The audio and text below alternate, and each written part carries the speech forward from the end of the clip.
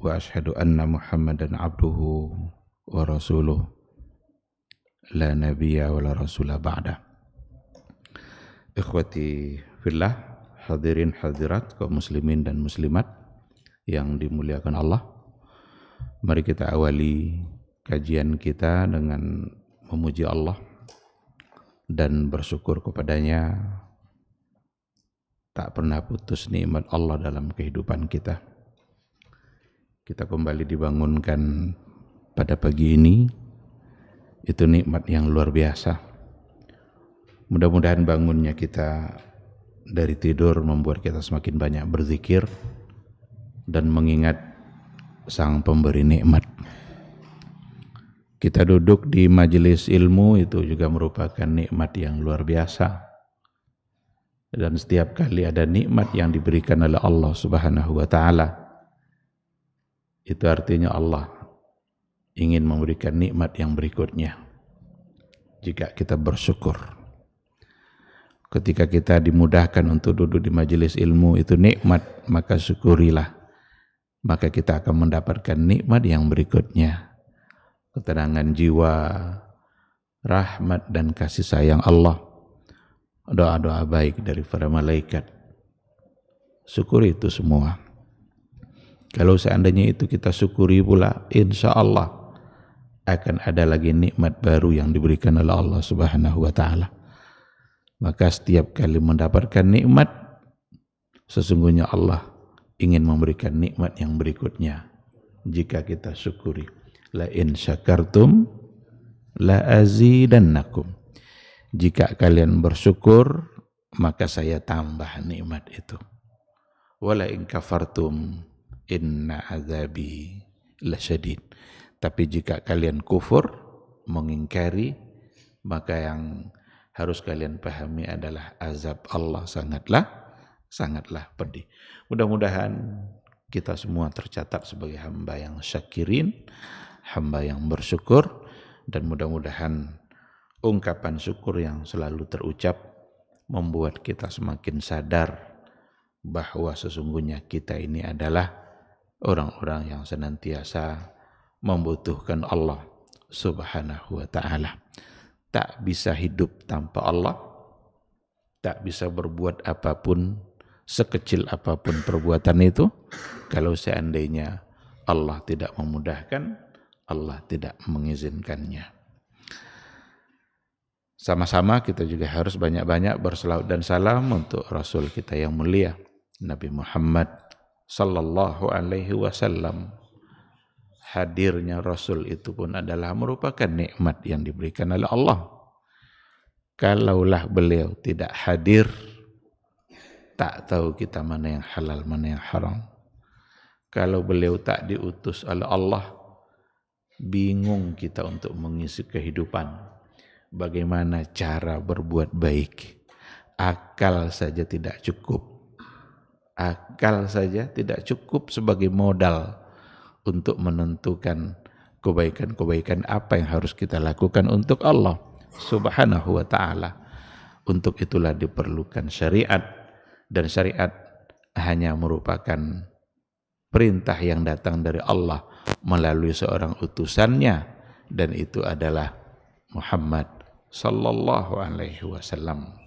Mudah-mudahan ketaatan kita kepada beliau, kecintaan kita kepada beliau membuat kita bisa selamat di hari mahsyar dan membuat kita bisa mendapatkan syafaat dan pertolongan dari beliau atas izin Allah Subhanahu wa ta'ala. Syafaat itu hanyalah milik Allah. Syafaat hanyalah milik Allah. Takkan ada satupun yang bisa memberikan syafaat tanpa izin dari Allah Subhanahu wa ta'ala. Maka Nabi kita, Nabi Muhammad sallallahu alaihi wasallam, nanti di hari mahsyar, berdasarkan kepada riwayat yang sahih, beliau meminta izin kepada Allah agar bisa memberikan syafaat itu. Dan mudah-mudahan kita mendapatkan syafaat itu insyaallah. Amin, amin ya rabbal alamin. Ikhwati fillah, ma'asyiral hadirin wal hadirat rahimani Allahu wa iyyakum.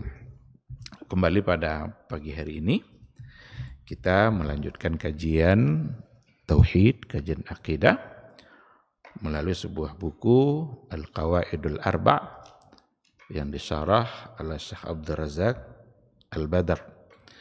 Pagi ini insyaallah kita masuk pada kaidah yang kedua sebagai kesempurnaan dan kelanjutan dari kaidah yang pertama. Qala al-musannifu rahimahullah, al-qa'idatu tsaniyah annahum yaquluna ma da'awnahum wa tawajjahna ilaihim illa li talabil qurbati wasyafa'ah. Kaidah yang kedua, annahum yaquluna, sesungguhnya orang-orang musyrik dulu itu mereka berkata, ma da'awnahum, tidaklah kami berdoa kepada mereka, wa tawajjahna ilaihim, dan tidak pula kami menghadap dan beribadah kepada mereka, illa li talabil qurbati wasyafa'ah, kecuali tujuannya adalah untuk mencari qurbah dan mencari syafaat. Qurbah itu artinya adalah wasilah, kecuali sebagai wasilah untuk mendekatkan diri kepada Allah. Wa talabis syafaah, dan untuk mendapatkan syafaat. Ini kaidah yang kedua, kita pahami baik-baik, dan untuk memahami kaidah ini kita harus ingat kembali satu pertanyaan yang diajukan berdasarkan kepada kaidah yang pertama. Kaidah yang pertama dulu terkait dengan apa? Bahwa sesungguhnya orang-orang musyrik beriman atau percaya dia bahwa sesungguhnya Allah itu memiliki rububiyah. Jadi percaya kepada rububiyahnya Allah. Percaya kepada hal-hal besar yang dilakukan oleh Allah yang tidak mungkin yang melakukannya selain Allah. Apa contohnya? Ini kita ingatkan kembali biar nyambung kita dengan kaidah yang kedua. Mereka percaya bahwa Allah yang mencipta. Mereka percaya bahwa Allah yang memberikan rezeki. Mereka orang-orang musyrik itu percaya bahwa Allah yang mengatur alam. Mereka percaya bahwa Allah yang menghidupkan dan Allah yang mematikan. Itu semua adalah bentuk dari rububiyah. Lalu pertanyaannya adalah, kalau memang mereka percaya Allah pemberi rezeki, Allah yang menciptakan, Allah yang mengatur alam, Allah yang memberikan segala-galanya, menghidupkan dan yang mematikan, lalu untuk apa mereka menyembah patung? Untuk apa mereka pergi beriktikaf di depan patungnya? Untuk apa mereka menyumbangkan hewan disembelih untuk patungnya? Apakah mereka yakin patung itu menghidupkan? Tidak. Apakah mereka yakin bahwa patung itu yang akan memberikan rezeki? Jawabannya tidak. Apakah mereka yakin bahwa patung-patungnya itu yang mengatur alam? Semuanya jawabannya tidak. Lalu pertanyaannya, untuk apa mereka menyembah patungnya? Untuk apa mereka tawaf-tawaf di sekeliling patungnya? Jawabannya ada pada kaidah ini. Maka kaidah yang kedua, annahum yaquluna, sesungguhnya orang-orang musyrik itu berkata, ma da'awnahum wa tawajjahna ilaihim, tidaklah kami berdoa kepada mereka, tidaklah kami menyembah mereka, tidaklah kami menghadap dan beriktikaf di hadapan mereka. Mereka di sini maksudnya adalah patung-patungnya.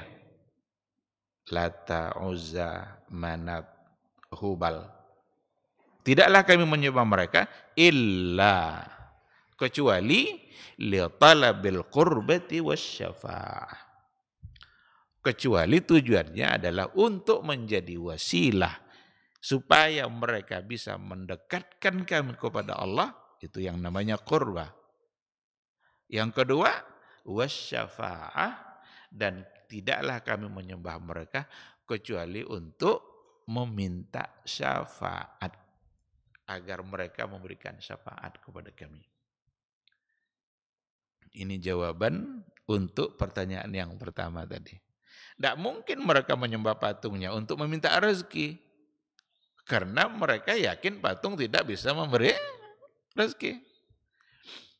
Tidak mungkin juga mereka menyembah patungnya untuk meminta kehidupan, untuk dikabulkan doa. Karena tahu bahwa sesungguhnya yang mengabulkan doa adalah Allah. Lalu untuk apa? Pertama, li talabil qurbah, talabil wasilah. Untuk sebagai wasilah mereka bisa mendekatkan kami kepada Allah. Dan yang kedua, syafaat, untuk meminta syafaat. Nanti akan kita lihat penjelasannya. Dari mana kaidah ini diambil oleh musannif? Ini diambil dari ayat Al-Quran. Fadalilul qurbah qauluhu ta'ala. Adapun dalil bahwa mereka menyembah itu untuk mendekatkan diri kepada Allah atau untuk sebagai wasilah bisa mendekatkan diri kepada Allah, dalilnya apa? Qauluhu ta'ala, firman Allah Subhanahu wa ta'ala, walladzina ittakhadhu min dunihi awliya ma na'buduhum illa liyuqarribuna ilallahi zulfa. Orang-orang yang mengambil wali selain Allah, orang-orang menjadikan selain Allah sebagai walinya, ini maksudnya adalah orang-orang musyrik yang menyembah selain Allah.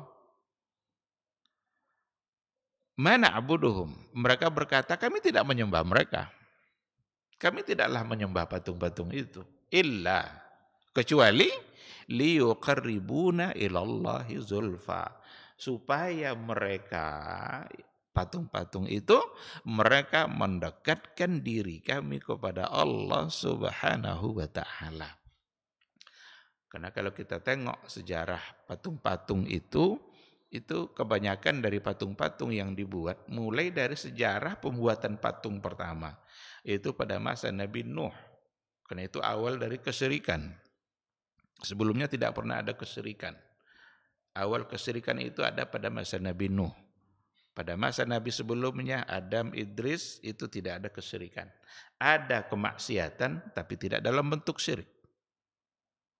Nah, kalau kita tengok sejarah pembuatan patung itu rata-rata patung itu adalah merupakan gambaran dari orang-orang saleh. Orang-orang saleh yang hidup pada masa sebelumnya. Jadi tujuannya apa? Kalau dibuatkan patungnya, maka setidaknya dengan melihat kepada patung itu, setidaknya semangat ibadah kita muncul. Karena dia memang adalah orang-orang yang saleh. Tetapi tentu dari generasi ke generasi akan terjadi perubahan pemahaman. Yang pertama buat mungkin masih meyakini bahwa itu hanya sekedar untuk mendatangkan semangat ibadah. Tapi generasi yang berikutnya ternyata mereka sudah mulai salah dalam memahami. Tidak lagi menjadikan itu sebagai cara untuk menimbulkan semangat, tapi justru patung itu yang disembah. Oleh karena itu Lata itu juga merupakan gambaran dari hal yang sama dan apa yang terjadi pada umat-umat yang sebelumnya. Jadi dibuatkan patungnya. Walaupun ada di antaranya seperti Uzza, nanti ada pada kaidah yang ketiga, itu dikatakan Uzza itu syajarah minal asjar, itu pohon besar yang disembah oleh satu kaum. Karena ketika mereka menyembah pohon itu, selalu saja ada suara yang muncul. Yang ternyata itu adalah gangguan-gangguan atau godaan-godaan dari syaitan yang memang sengaja untuk menyesatkan untuk menyesatkan umat manusia. Kadang-kadang kalau meminta dia jawab itu, maka mereka menyembah pohon itu. Itu seperti yang dikatakan oleh para ulama pada kaidah yang sebelumnya. Nah, jadi mana abuduhum illa, tidaklah kami menyembah mereka kecuali liyuqarribuna ilallahi zulfa, supaya mereka bisa mendekatkan diri kami kepada Allah. Jadi mereka jadikanlah itu sebagai wasilah untuk mendekatkan diri. Innallaha yahkumu bainahum fima hum fihi yakhtalifun. Sesungguhnya Allah yahkumu bainahum, menghakimi, menjadi hakim, menjadi penentu di tengah-tengah mereka, fima hum fihi yakhtalifun, pada apa-apa yang mereka perselisihkan. Oleh karena itu Allah lah sebagai hakim dalam setiap perselisihan yang terjadi. Innallaha la yahdi man huwa kadzibun kafar. Sesungguhnya Allah tidaklah memberikan petunjuk kepada orang-orang, kepada dia yang kadzibun kafar, yang pembohong dan lagi kafar, ingkar, kafir, menolak apa yang ditetapkan oleh Allah Subhanahu wa taala. Orang-orang yang mendustai ayat Allah, orang-orang yang menolak apa yang ditetapkan oleh Allah, la yahdi, Allah tidak memberikan petunjuk baginya. Maka kalau seandainya kita ingin mendapatkan petunjuk dari Allah, janganlah menjadi orang yang menolak apa yang ditetapkan oleh Allah, dan jangan pula mengingkari apa yang telah ditetapkan oleh Allah Subhanahu wa taala. Ini ayat yang pertama sebagai dalil dari al-qurbah, untuk memastikan bahwa orang-orang jahiliyah dulu ketika mereka menyembah patung, tujuannya yang pertama adalah al-qurbah, sebagai wasilah yang dapat mendekatkan diri mereka kepada Allah. Wa dalilus syafa'ah, sedangkan dalil yang menyatakan bahwa sesungguhnya mereka menyembah untuk mendapatkan syafaat, itu juga diambil dari sebuah ayat. Kalau yang tadi Az-Zumar ayat 3, kalau yang dalilus syafa'ah itu surat Yunus ayat 18. Apa kata Allah tentang mereka? Wa ya'buduna min dunillah ma la yadurruhum wa la yanfa'uhum.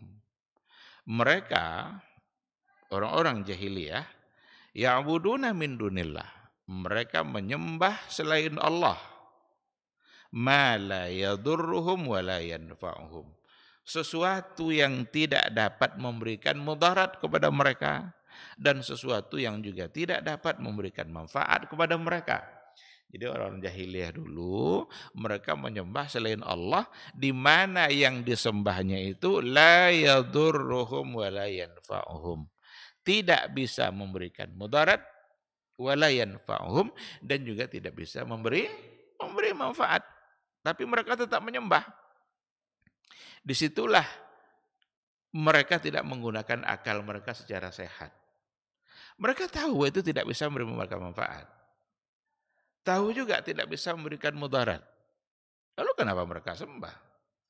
Kan cerita-cerita lucu mereka sebagai penyembah patung itu kan macam-macam.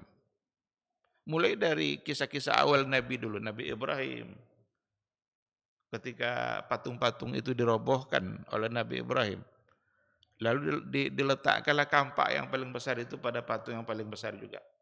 Saat dia dihakimi, anta fa'alta hadza bi ahlihatina ya Ibrahim. Engkaukah yang melakukan semua ini terhadap Tuhan kami, wahai Ibrahim? Ibrahim bilang, enggak Tuhan. Yang besar Tuhan katanya. Coba tanya dia. Dan akhirnya mereka mengatakan, bagaimana mungkin kami menanya dia tidak bisa berbicara, dia tidak bisa mendengar, tidak bermanfaat, tidak memberikan mudarat. Dan akhirnya Nabi Ibrahim bilang, kalau begitu kenapa disembah? Jadi sejarah penyembah-penyembah patung itu memang lucu-lucu. Mereka sangat paham la yadurru wa la yanfa'. Kayak kisah terakhir Amr ibnul Jamuh yang kita sampaikan pada pertemuan yang terakhir, ketika Tuhannya sering hilang di malam hari. Diambil oleh anak-anak kabilahnya, diletakkan di sampah, di kotoran-kotoran. Udah 3 kali hilang, malam yang keempatnya dikasihnya Tuhannya itu pedang. Hei Tuhanku, ini pedang saya letakkan di pundakmu, tolong bela diri kamu sendiri. Biar tidak dicuri lagi. Ternyata malam itu Tuhannya tetap dicuri juga. Dan tetap diletakkan pada sampah-sampah yang sebagaimana biasanya. Dan ternyata itulah yang membuat dia menjadi taubat. Oh, kalau begitu benar-benar patung ini tidak bisa berbuat apa-apa. Jangankan untuk berbuat baik kepada kita, membela dirinya saja dia tidak bisa. Sama pedang-pedangnya pun hilang. Akhirnya dia bertaubat dan menjadi seorang muslim. Maka ternyata Quran juga menceritakan mereka menyembah selain Allah ma la yadurruhum wa la yanfa'uhum. Wa yaquluna haula'i syufa'auna indallah. Dan mereka berkata, haula'i, nah, mereka itu, patung-patung yang kami sembah itu, syufa'auna indallah. Mereka lah yang akan memberikan syafaat kami di sisi Allah. Mereka lah syufa'auna indallah. Berarti dari ayat ini dapat kita pahami bahwa mereka yang menyembah patung tujuannya adalah supaya patung itu dapat memberikan syafaat bagi mereka di sisi Allah Subhanahu wa taala. Qul atunabbi'unallaha bima la ya'lamu fis samawati wala fil ard. Apakah kamu memberitahukan kepada Allah tentang hal-hal yang dia sendiri, patung-patung tadi, la ya'lam fis samawati wala fil ard. Enggak tahu apa yang ada di langit, ada yang ada pada yang di bumi. Subhanah, maha suci Allah dari semua bentuk kesyirikan yang mereka lakukan. Subhanah wa ta'ala amma yusyrikun. Mereka pula yang ingin memberitahukan sesuatu kepada Allah. Mereka pula yang ingin mengatakan bahwa patung-patung itu nanti akan memberikan syafaat bagi mereka di hadapan Allah. Berarti mereka memberikan sesuatu, menyampaikan sesuatu yang ternyata tentu saja semua sudah ada dalam ilmu Allah Subhanahu wa taala. Maka dalam kaidah ini nanti diberikan juga penjelasan tentang hakikat dari sebuah syafaat itu apa. Syafaat yang dijanjikan itu seperti apa? Ada syafaat yang dibolehkan atau ada syafaat yang memang ditetapkan oleh Al-Qur'an untuk kita dapatkan, dan ada yang syafaat yang manfiyah yang Allah sendiri menafikan karena tidak ada syafaat kecuali atas izin Allah dan tidak akan ada yang memberikan syafaat. Syafaat itu kecuali memang benar-benar orang-orang yang mendapatkan syafaat adalah orang-orang yang dimuliakan dan diridhai oleh Allah Subhanahu wa taala. Ikhwati fillah, ma'asyiral hadirin wal hadirat rahimani Allahu wa iyyakum. Seperti yang kita katakan di awal tadi bahwa sesungguhnya kaidah ini merupakan jawaban dari sebuah pertanyaan yang muncul di akhir kaidah pertama yang sudah kita bahas. Inilah jawabannya. Pertanyaannya saya ulang kembali. Kalau memang mereka yakin bahwa patung itu tidak bisa menghidupkan, tidak bisa mematikan, tidak bisa memberi rezeki, tidak bisa mengatur, tidak menghidupkan. Lalu untuk apa mereka menyembahnya? Berarti untuk 2 hal. Mereka menyembah untuk 2 hal. Mereka tawaf karena berbagai macam cara pengibadahan yang mereka lakukan. Ada yang tawaf, ada yang menyumbangkan hewan disembelih. Disembelihnya hewan di samping patung-patungnya itu, lalu kemudian dilumuri darahnya itu ke kaki-kaki patungnya itu. Tujuannya untuk sesembahannya. Padahal mereka yakin sekali bahwa patung tidak bisa berbuat apa-apa. Bahkan la yadurru wa la yanfa. Tapi kenapa mereka sembah? Untuk 2 hal. Pertama, lil qurbah. Untuk menjadi wasilah. Yang kedua, li talabis syafa'ah, untuk berharap mendapatkan syafaat. Dan dalilnya sangat jelas sekali apa yang dikatakan oleh Allah Subhanahu wa taala bahwa sesungguhnya tujuan pertama adalah al-qurbah. Mari kita lihat satu persatu. Yang pertama adalah al-qurbah. Yang pertama adalah al-qurbah. Wa ma'na al-qurbah, arti dari al-qurbah itu adalah litakuna wasilatan wa wasitatan lana indallah. Itu arti qurbah. Litakuna, supaya sesembahan tadi, patung-patung tadi, wasilatan wa wasitah, adalah sebagai wasilah, sebagai perantara lana, bagi kami di sisi Allah. Natawassatu biha ilallah. Kami jadikan ia cara untuk menyampaikan dan menyegerakan kami sampai kepada Allah. Natlubu minha hiya an tuqarribana ilallah. Kami minta kepada patung-patung itu agar ia mendekatkan kami kepada Allah Subhanahu wa taala. Inilah yang disebut dengan tawassul. Dan tawassul di sini adalah tawassul yang mamnu'. Tawassul yang terlarang. Tawassul itu kan mencari wasilah untuk bisa mendekatkan diri kepada Allah.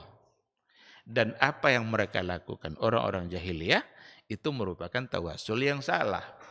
Karena mereka melakukan tawassul kepada hal-hal yang tidak bisa mendekatkan diri mereka kepada Allah. Patung tidak mendengar, dipanggil dia tidak menjawab, diminta dia tidak bisa memberi, tidak ada manfaat yang bisa dia berikan, bahkan tidak bisa memberikan mudarat.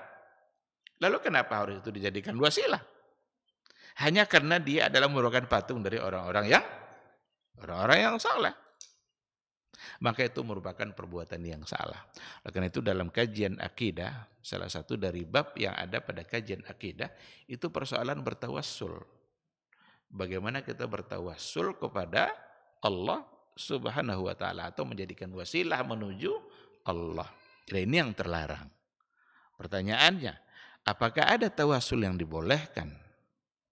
Karena kalau dikatakan ini dilarang, berarti ada yang dibolehkan. Dan para ulama salaf telah memberikan penjelasan yang cukup luas dalam persoalan ini.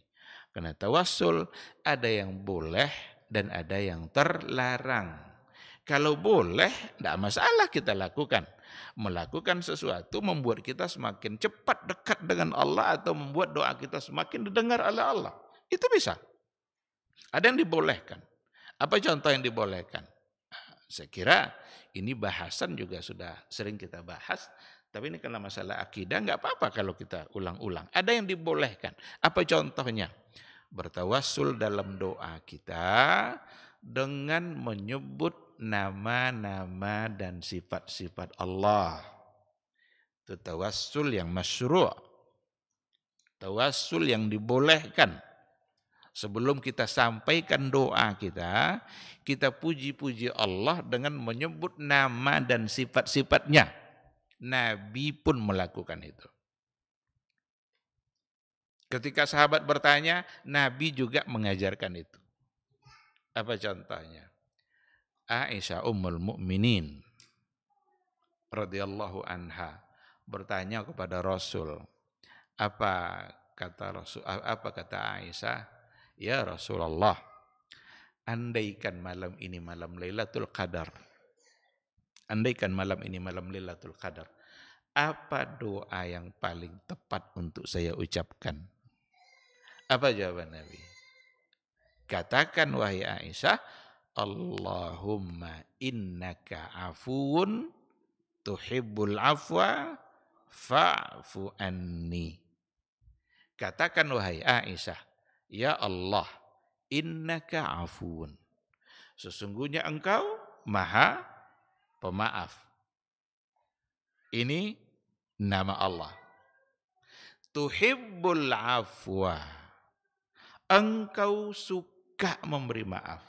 Itu sifat. Setelah itu baru doa. Fa'fu anni. Maka maafkanlah saya ya Allah. Ini satu contoh. Ini namanya tawassul dengan nama dan sifat Allah. Nabi mengajarkan Aisyah. Innaka afuun, nama. Karena salah satu dari nama Allah, Al-Afu. Tuhibbul afwa, itu sifat Allah yang mulia. Suka memberikan maaf.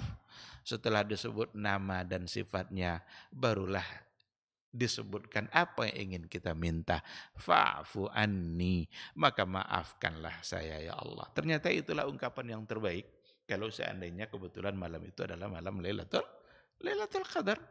Memuji Allah, sebut nama dan sifat-sifatnya yang mulia, lalu sampaikan permintaan kita. Oleh karena itu, salah satu dari bertawassul yang masyru', yang dibolehkan adalah ketika kita memulai doa kita dan memuji-muji Allah dengan menyebut nama dan sifat-sifatnya yang mulia. Inilah makna walillahil asmaul husna fad'uuhu biha. Sesungguhnya Allah punya nama-nama yang mulia, maka berdoalah dengan menggunakan nama tersebut. Berdoa dengan menggunakan nama maksudnya adalah bertawassul dengan menyebut nama-nama dan sifat Allah yang mulia. Ketika kita ingin minta rezeki, ya Razzaq. Ketika kita ingin disayangi, ya Rahman. Wahai yang Maha Penyayang. Ketika taubat kita ingin diterima oleh Allah, ya Tawwab, wahai yang Maha Penerima taubat. Apalagi yang ingin kita minta? Itulah sebabnya Allah Subhanahu wa taala memiliki nama-nama yang mulia. Semua sifat-sifat baik itu dimiliki oleh Allah dan itu yang layak bagi Dia. Jangan bayangkan sifat itu sama dengan kita. Karena kita penyayang juga, Allah penyayang juga, tapi kesamaannya hanya pada lafaznya saja. Manusia ada yang pemaaf enggak? Ada. Allah kan pemaaf juga. Tapi apakah sama? Enggak, itu hanya kesamaan pada lafaznya saja. Banyak sekali sifat-sifat yang dimiliki oleh Allah dan nama-nama baik yang Dia miliki, semua itu pantas untuk kita jadikan tawassul dalam doa. Itu satu di antara tawassul yang dibolehkan. Atau kita bertawassul dan menyebut kebaikan kita. Menyebut kebaikan di hadapan Allah boleh. Yang tidak boleh itu menyebut kebaikan kita kepada orang. Menyampaikan kebaikan kepada orang itu yang bisa merusak niat kita. Tapi kalau kita sampaikan kepada Allah, tidak apa-apa. Dan ada riwayat memang.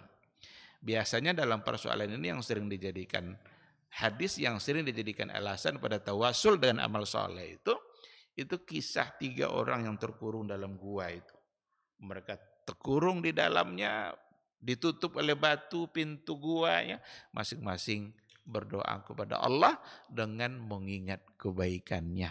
Setelah disebut kebaikannya, ya Allah, jika memang itu adalah baik dalam pandangan-Mu ya Allah, maka keluarkan kami dari gua ini. Bergeserlah batu. Tapi orang pertama bergesernya masih sedikit. Yang kedua bergesernya juga masih sedikit. Sampai pada orang ketiga barulah bergeser sehingga pintu gua terbuka dan mereka bisa keluar. Allah kabulkan doa mereka dan mereka menyebut kebaikan-kebaikannya sebelum berdoa. Itu namanya tawassul dengan menyebut amal saleh. Logika ini sangat mudah kita bisa lihat. Kenapa doa-doa yang mustajab itu kebanyakan ada di akhir kebaikan yang kita lakukan. Contoh, doa mustajab saat kita mau berbuka puasa. Kenapa? Karena kita sudah awali seharian dengan berpuasa, beramal saleh. Salah satu dari doa mustajab adalah ketika kita mengkhatamkan Al-Quran. Jadi kalau nanti Bapak Ibu mengkhatamkan Al-Quran dari Al-Fatihah sampai An-Nas, saat dikhatamkan itu jangan lupa berdoa kepada Allah. Minta apa yang mau kita minta. Karena salah satu dari tempat yang mustajab itu adalah waktu mustajab adalah ketika kita selesai mengkhatamkan Al-Quranul Karim. Kenapa di situ? Karena kita sudah awali dengan membaca Al-Quranul Karim. Nah, Itu semua adalah gambaran dari bagaimana kebaikan-kebaikan yang kita lakukan itu sesungguhnya adalah sebuah kebaikan yang bisa membuat doa dan permohonan kita dikabulkan oleh Allah Subhanahu wa taala. Sedangkan tawasul yang ketiga itu adalah meminta didoakan oleh orang-orang soleh yang masih hidup atau oleh orang-orang yang masih hidup. Itu merupakan sesuatu yang dibenarkan secara syariat. Ada kawan kita mau pergi umroh, ketemu dengan kita. Boleh enggak kita minta, akhi, kau akan pergi umroh. Di sana luar biasa sebagai sebuah kota suci, banyak tempat-tempat yang mustajab. Tolong doakan saya sampai di sana. Boleh enggak? Boleh. Nanti sampai di sana didoakannya. Allah kabulkan atau tidak, itu bukan urusan kita. Karena yang harus kita lakukan hanya apa yang menjadi kerja kita. Enggak boleh kita mencampuri kerja Allah. Dikabulkan atau tidak, itu kerja Allah. Berdoa, itu kerja kita. Jadi yang harus kita lakukan adalah kerja kita. Enggak usah kita campuri kerja Allah. Allah sudah menentukan kebaikan apa yang akan diberikan kepada siapa. Nah, seorang murid menemui syekhnya, menemui gurunya, dan dia masih hidup, dan meminta kepada syekhnya itu agar dia mendoakan dirinya. Boleh? Boleh. Kenapa boleh? Karena memang dia masih hidup dan dia masih bisa melakukan itu. Bukan meminta kepada dia. Kalau meminta kepada orangnya tidak boleh juga. Wahai Syekh, beri saya kesehatan. Wahai Syekh, beri saya ketenangan jiwa. Tidak bisa juga. Karena dia tidak bisa memberikan itu. Yang memberikan itu kan semua adalah Allah. Hanya bisa meminta agar dia mendoakan. Kalau dia mendoakan, masih bisa dia lakukan. Kalau memang dia masih hidup. Kalau sudah meninggal, apakah masih bisa dia untuk melakukan permintaan tadi itu? Jawabannya tidak bisa. Kalau sudah meninggal, maka tidak boleh lagi melakukan hal yang sama. Sekarang sudah meninggal dia. Datang ke kuburannya. Dia mau umroh nih. Syekh, saya besok mau umroh. Tolong doakan, tolong restui. Tolong doakan saya supaya selamat dalam perjalanan di umroh nanti. Dia sudah dalam kubur. Masih boleh? Jawabannya tidak. Anak mau nikah. Ayahnya sudah wafat. Datang ke kuburan ayahnya. Ayah, minggu depan saya mau nikah. Tolong direstui. Restu apa yang akan didapat dari orang yang sudah meninggal? Meminta hal-hal yang seperti itu kepada yang sudah meninggal, disitulah salahnya. Oleh karena itu, enggak boleh melakukan itu kalau dia sudah tidak hidup lagi. Jangankan sudah meninggal, dia masih hidup saja, tapi dia tidak bisa dikhitab secara langsung. Enggak bisa juga. Sekarang kita di Pekanbaru, kita punya guru besar di Jakarta. Duduk kita di sini, menghadap kiblat sambil memanggil dia. Wahai guruku, tolong doakan saya. Boleh? Tidak boleh. Karena dia tidak kita khitab secara langsung. Tapi kalau ambil HP telepon dia, bisa? Bisa, karena sama dan bicara secara langsung. Apakah kalau kita duduk menghadap kiblat di sini, dia tahu hal yang gaib? Apakah dia akan mendengarkan ucapan kita? Kalau kita meyakini bahwa dia juga mendengarkan ucapan kita, itu sudah menjadi satu kesalahan. Jadi mengkhitab dia dengan cara yang dia tidak mampu untuk melakukan. Nah, jangankan sudah meninggal, masih hidup saja, tapi gaib dari kita. Yang gaib ini kan urusan Allah. La ya'lamul ghaiba illallah. Tidak ada yang tahu yang gaib kecuali kecuali hanya Allah. Maka orang-orang yang kalau seandainya datang kepada kuburan kiai, kuburan wali, kuburan-kuburan yang dianggap keramat, lalu melakukan hal-hal yang seperti tadi. Mungkin mereka menyembelih sesuatu di samping kuburnya. Mungkin mereka tawaf di sekeliling kuburnya. Banyak sekali kisah-kisah orang-orang sufi yang tawaf di kuburan-kuburan para wali itu. Buat apa mereka tawaf? Apakah mereka yakin wali itu akan memberikan rezeki? Apakah mereka yakin bahwa wali itu akan mengabulkan doa?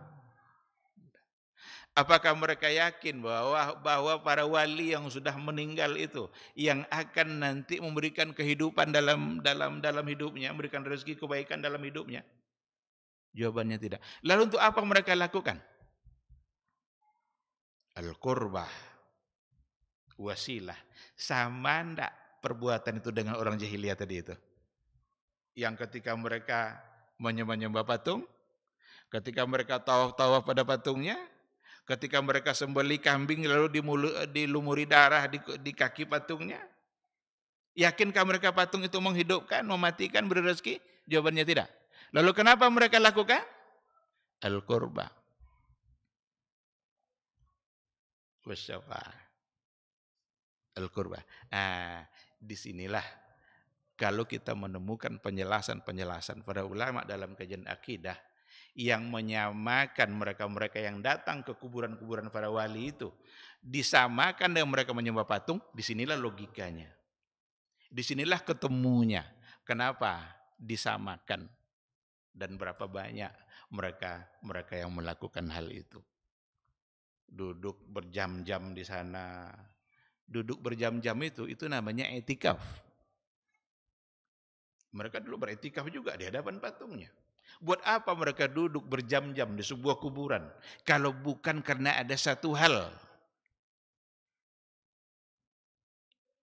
Ini kalau diberikan penjelasan seperti ini kadang-kadang ada pula syubhatnya. Dianggap orang-orang yang menyampaikan perkara seperti ini dianggap melarang orang untuk ziarah kubur. Padahal bukan melarang ziarah kubur. Ziarah kubur ini juga sudah sering kita ulang-ulang. Ziaratul kuburi itu adalah merupakan sunnah Nabi. Nabi pun lakukan.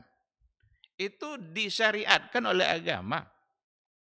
Pergilah ziarah ke kuburan itu. Karena mengingatkan kita kepada akhirat, kepada kematian. Maka bukan melarang. Yang kita ingin cegah adalah perbuatan-perbuatan mungkar yang terjadi pada saat berziarah di kuburan. Apa salah satunya?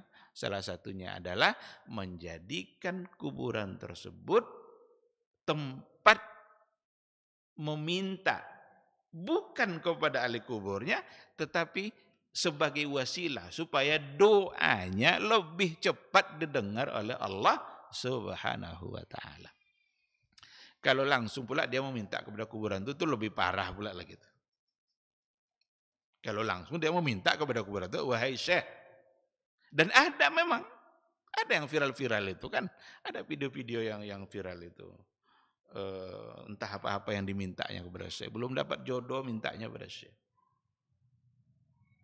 Padahal kalau mau cari jodoh kan tinggal cari aja. Siapa orang-orang tua punya anak gadis, datangi dia. Bukan datangi ke kuburan. Kuburan tidak akan memberikan jawaban apapun. Nah, sekedar menjadi wasilah saja, meyakini bahwa dengan menyampaikan doa di samping dia akan lebih cepat didengar oleh Allah, itu saja sudah mengikat Allah dengan satu ketentuan yang Nabi tidak mengajarkan. Seolah-olah Allah mengabulkan itu mesti melalui Syekh Niha. Kalau tidak disebut-sebut nama dia nanti Allah tidak kabulkan. Kenapa kita batasi pengkabulan doa dari Allah dengan cara seperti tadi? Padahal Allah sendiri tidak ingin untuk seperti itu, karena itu merupakan perbuatan syirik. Allah bebas untuk menentukan siapa yang akan dia kabulkan doa, apa yang dia minta, tanpa membuat dia terikat dengan yang lain. kadang ada sesuatu yang ironis juga memang. Ada yang bertentangan dalam sebuah keyakinan. Di satu sisi, kalau dikatakan, nah ini dalam perdebatan akidah juga ini. Di satu sisi, kalau dikatakan umpamanya begini, Ar-Rahmanu 'alal 'arsy istawa. Allah berada di atas aras. Lalu dibantah kadang dengan ayat wa iza sa'alaka ibadi anni fa inni qarib. Jika jika hambaku bertanya kepada engkau wahai Muhammad, katakan saya dekat. Dijadikan ayat ini sebagai bantahan terhadap Ar-Rahmanu 'alal 'arsy istawa. Karena Allah bilang dia dekat. Tapi orang-orang yang menganggap yakin dia bahwa Allah itu dekat, tapi pas berdoa dia pergi ke kuburan. Ada enggak semacam pertentangan itu? Kalau memang Allah itu dekat, itu rata-rata yang berdoa kepada Allah di kuburan tadi itu, yang menjadikan kuburan wali sebagai wasilah itu rata-rata ayat ini menjadi keyakinan betul sama dia. Dan memang itu adalah ayat Al-Quran. Iza sa'alaka ibadi anni fa inni qarib. Dijadikan cara untuk memantah Ar-Rahmanu 'alal 'arsy istawa. Oh, enggak mungkin itu berada di atas aras karena dia sendiri bilang dia dekat. Sekarang, kalau memang dia dekat, kenapa harus pergi ke kuburan tuh? Kenapa enggak langsung saja? Berarti Allah jauh.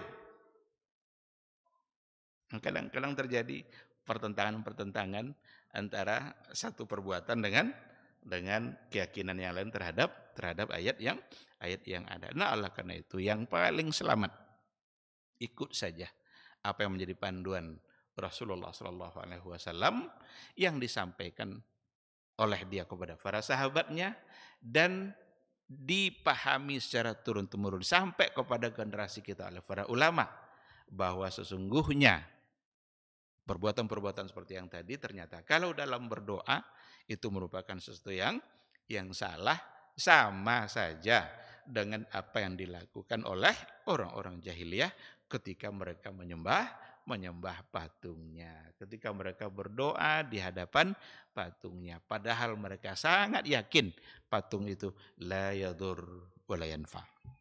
Tidak ada mudaratnya, tidak ada manfaatnya. Hanya untuk tujuan al-qurbah, untuk tujuan sebagai wasilah.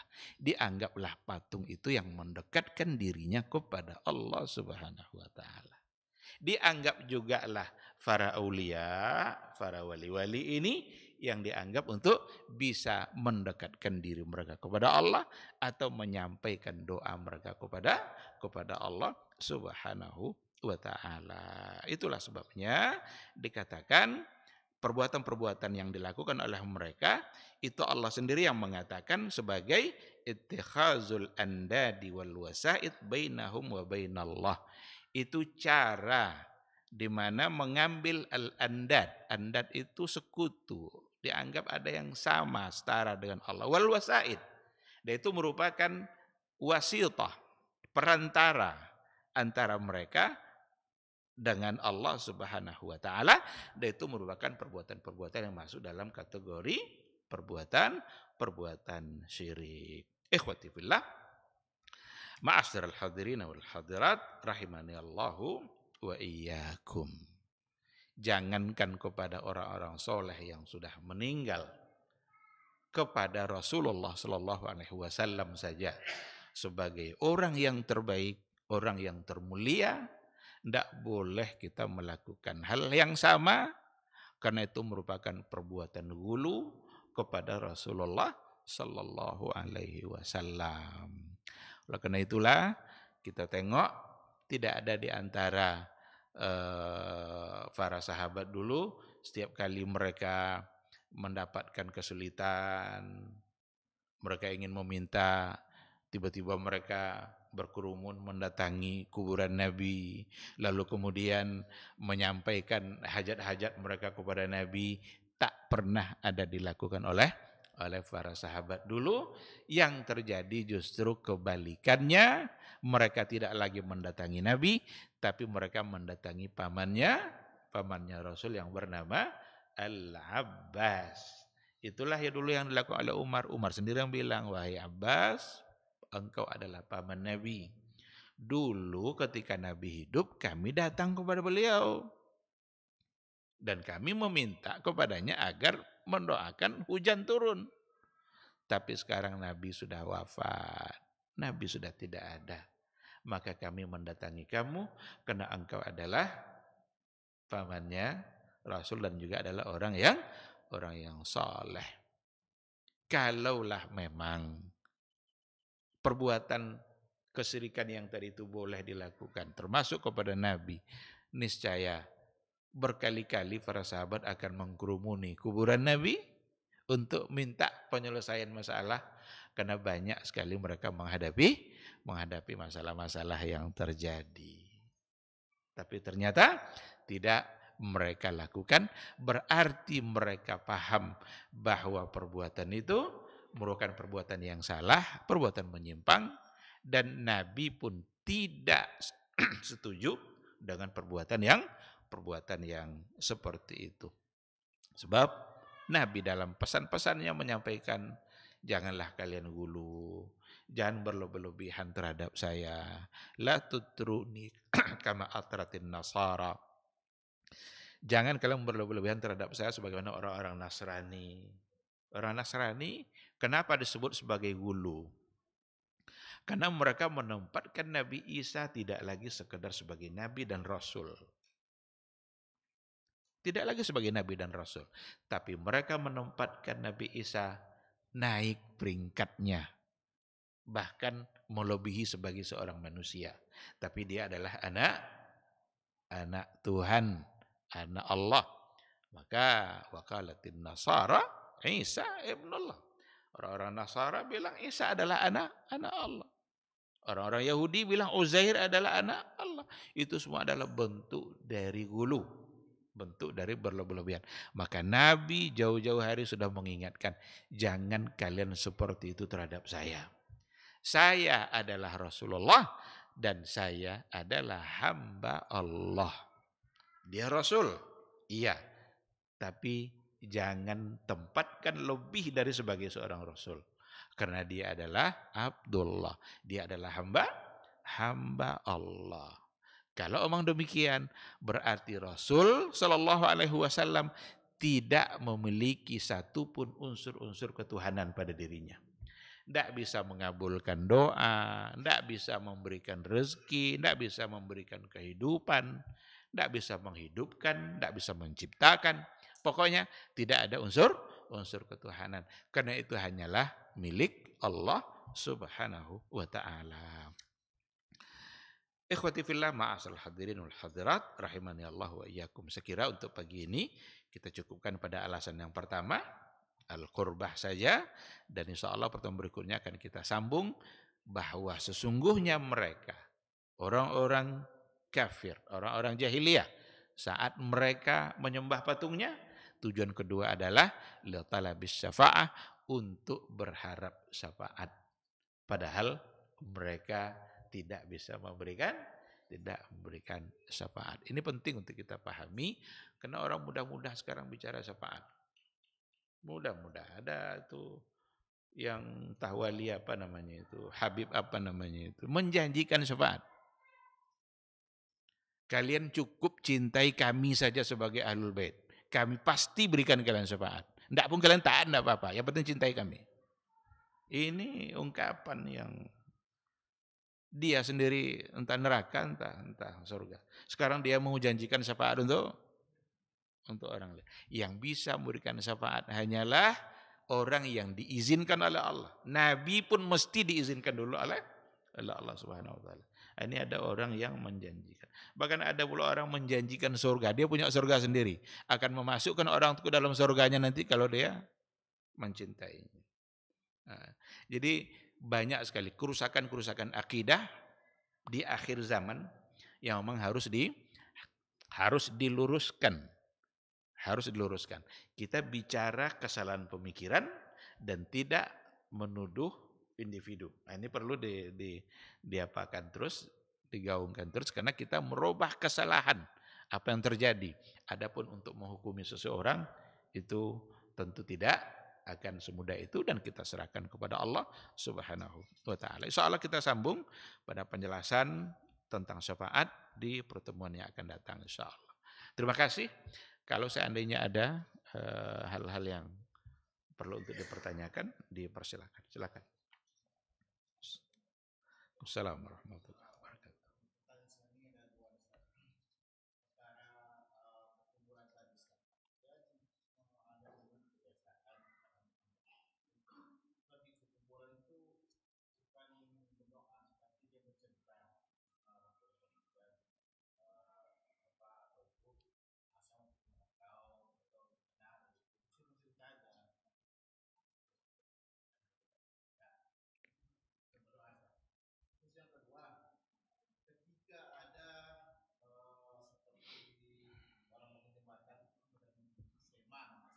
Sema ya.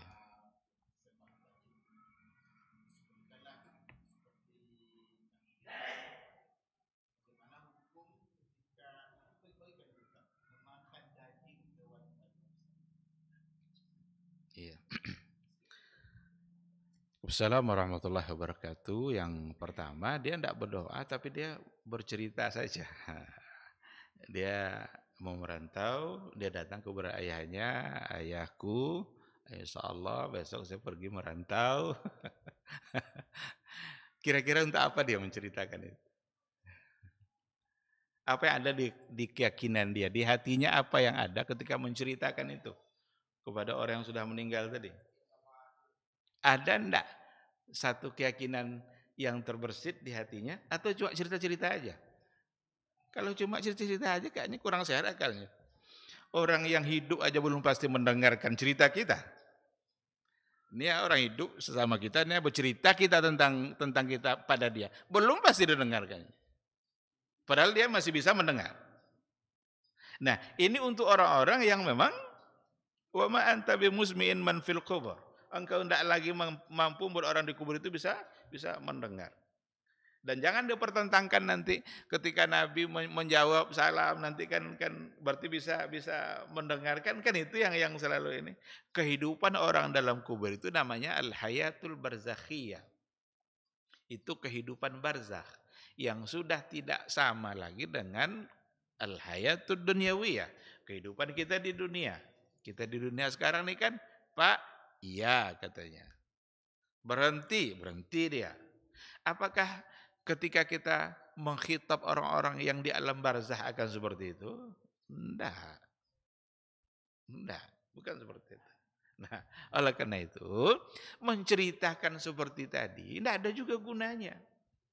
Maka itu sudah bisa menjadi menggiring kita kepada kesalahan berikutnya nanti. Maka supaya tidak terjadi kesalahan berikutnya, jangan dilakukan. Mintalah kepada Allah Subhanahu wa taala supaya safar kita kalau akan merantau nanti dimudahkan oleh Allah, dan saat safar itu saat diantara doa juga dikabulkan oleh Allah. Doakan orang tua kita yang sudah meninggal. Buat apa ngelapor ke dia? Hah? Apa yang akan didapat kalau sudah ngelapor ke dia gitu?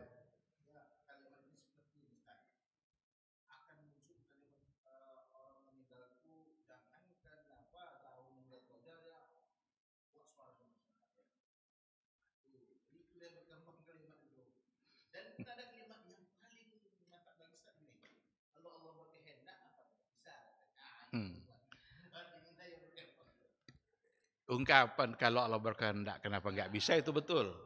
Tapi tempatnya di mana? Sekarang ada pertanyaan gini. Ada dulu pertanyaan begini. Pak Ustadz katanya, kebetulan dia mantan pelawak jadi Ustadz. Ada yang nanya, mungkinkah Lailatul Qadar didapatkan di siang hari? Apa jawabannya? Innallaha ala kulli syai'in qadir. Mana coba? Namanya Lailatul Qadar. Mungkinkah didapat di siang hari? Jawabannya innallaha ala kulli syai'in qadir. Lalu mau diterima jawaban seperti itu? Ayatnya betul, tidak salah ayatnya. Tapi kan ada ketentuan-ketentuan agama yang mengatur kita. Jangan tempatkan nanti ayat-ayat untuk melanggar ketentuan Allah. Nah, oleh karena itu jangan lakukan hal-hal yang seperti itu. Tapi kalau mau safar, merantau, berdoalah kepada Allah. Minta agar dimudahkan. Sampai di sana urusan juga dimudahkan. Dan dalam safar, doakan orang tua kita. Karena salah satu dari doa yang mustajab ada pada saat safar seperti yang biasa kita dengar hadisnya. Kan dakwatul mazlum, doa orang yang teraniaya, kan doa orang yang safar, doa orang yang berpuasa, doakan dia. Dia membutuhkan doa kita. Bukan dia membutuhkan kita melaporkan apa yang mau kita lakukan. Tidak ada lagi urusan, sudah terputus. Kita melaporkan pun tidak ada gunanya. Jadi hanya menghabis-habiskan waktu, dan itu perbuatan yang tidak pantas untuk dilakukan. Mubazir saja, menghabiskan waktu. Padahal banyak hal-hal baik yang bisa dia lakukan selain daripada yang tadi. Yang pertama. Yang kedua terkait dengan sema ya istilahnya. Kalau ada buat jembatan kadang disembeli nanti atas nama untuk dipersembahkan biar tahan, mempersembahkan sesuatu untuk hal-hal yang tidak mungkin bisa diberikan kecuali oleh Allah. Sekarang biar kita selamat dari gangguan makhluk yang di hutan, potong ayam kah, kambing kah, kerbau kah, nanti kepalanya dibuang ke sana biar dia tidak mengganggu kita. Berarti kita meminta keselamatan kepada selain Allah. Padahal yang memberikan keselamatan adalah Allah aja, namanya As-Salam. As-Salam itu memberikan keselamatan. Berarti hanya Allah yang bisa memberikan kita keselamatan. Tidak akan selamat kita dari apapun kecuali Allah menghendaki. Apa yang telah ditetapkan oleh Allah itu yang akan terjadi pada kita. Nah sekarang dibuatlah jembatan, biar tidak cepat rusak, biar tahan lama, biar selamat orang-orang lewat, maka letakkan di tiang ini kepala kerbau. Apakah keselamatan ditentukan oleh itu? Tidak. Allah yang menentukan. Dan hewan yang disembelih untuk tujuan selain Allah, maka haram untuk dimakan. Karena wa ma uhilla bihi li ghairillah. Hurrimat alaikumul maitatu waddamu walahmul khinzir wa ma uhilla bihi li ghairillah. Sesuatu yang disembelih untuk tujuan selain Allah. Untuk tujuan selain Allah apa maksudnya? Untuk tujuan yang dimurkai oleh Allah. Berarti ada tujuan yang untuk Allah? Ada. Contoh kurban, akikah, nazar. Disembelihlah untuk diakikahkan. Bismillahirrahmanirrahim, akbar. Berarti untuk Allah. Karena akikah disyariatkan oleh Allah, nabinya. Atau disembelih untuk diperjualbelikan. Disembelih untuk diperjualbelikan. Jual beli itu syariat. Agama membolehkan, agama menganjurkan. Maka wa ma uhilla bihi li ghairillah. Sesuatu yang disembelih untuk selain Allah. Berarti untuk sesuatu yang tidak disyariatkan oleh Allah. Meminta keselamatan dengan cara menyembelih itu tidak disyariatkan, bahkan itu adalah perbuatan syirik. Karena hewan disembelih tidak lagi untuk Allah, padahal yang memberikan hewan itu hidup adalah Allah. Kalau dia minum air yang diminumnya, Allah yang menurunkan. Kalau dia makan rumput Allah yang menumbuhkan. Badannya jadi besar, Allah yang membesarkan. Sekarang disembelih tidak untuk Allah, maka menjadilah ia sebagai perbuatan syirik, dan itu sesuatu yang dimurkai. Wallahu a'lam. Walaupun dia yang memotong itu ustaz juga sekarang, dia membaca Bismillahirrahmanirrahim, bukan berhala berhala. Sekarang tujuannya untuk apa? Dia yang motong tuh ustaz tuh enggak lain persoalan. Bukan berarti nanti ketika yang melakukan ini lalu langsung menjadi benar. Enggak bisa ukurannya langsung seperti itu. Sekarang untuk apa tujuannya? kenapa kenapa dilakukan seperti itu. Kalau memang tujuannya untuk mendapatkan keselamatan, berarti nanti seolah-olah kecelakaan, musibah akan muncul kalau tidak. Kan itu ujung-ujungnya. Kalau dibawa kepada pemahaman kebalikan, biar selamat maka sembelih. Berarti kalau tidak disembelih, yang akan terjadi adalah musibah, kecelakaan dan lain sebagainya. Kita menyandarkan sesuatu yang hanya Allah yang tahu, tapi kita sandarkan kepada selain Allah. Seolah-olah selamat kita adalah dengan menyembelih ini. Disitulah kesalahannya, maka menjadi perbuatan yang dimurkai. Allah Subhanahu wa taala a'lam. Tafadhal.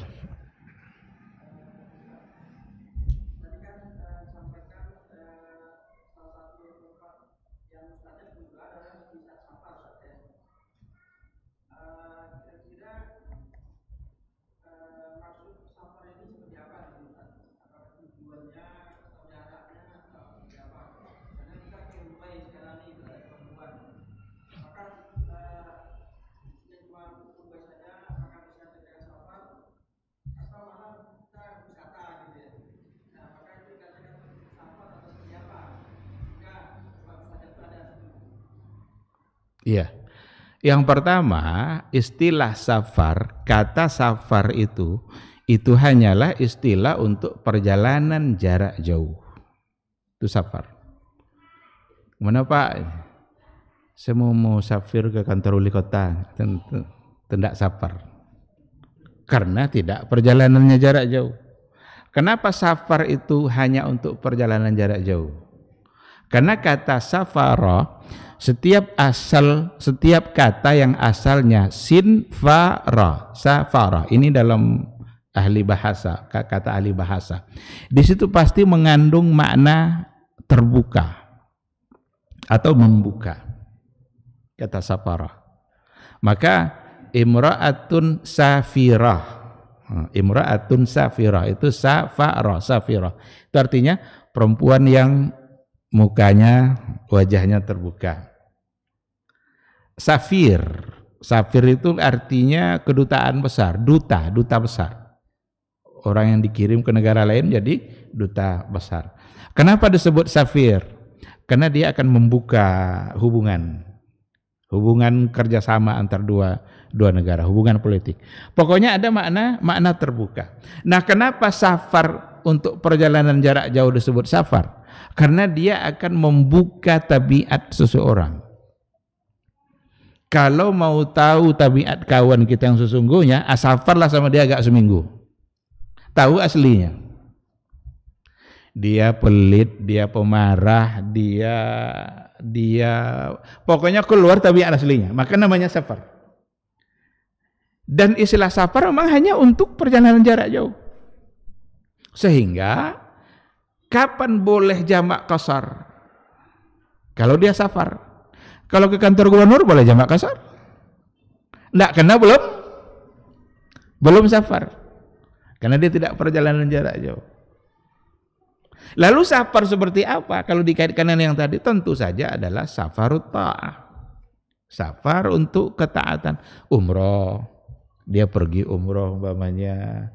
Atau dia sengaja umpamanya pergi ke Jakarta karena ingin menemui seorang ulama yang ada di sana umpamanya, ingin belajar, itu safar berarti safarut ta'ah, safar yang untuk ketaatan.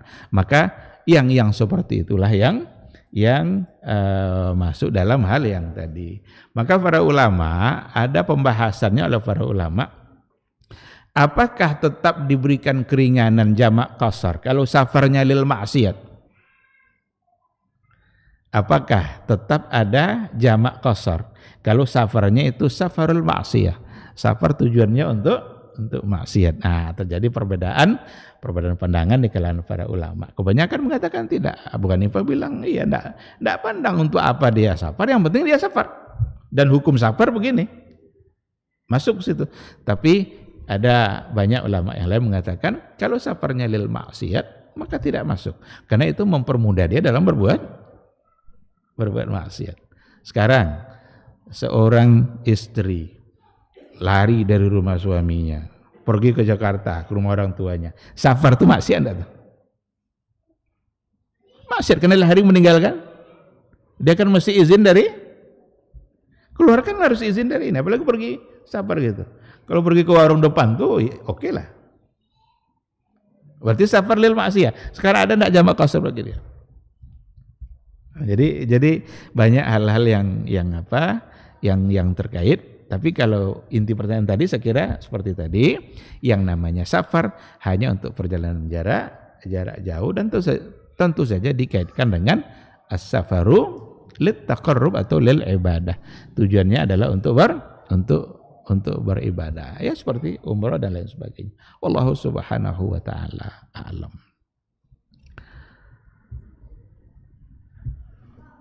Masih ada, silakan.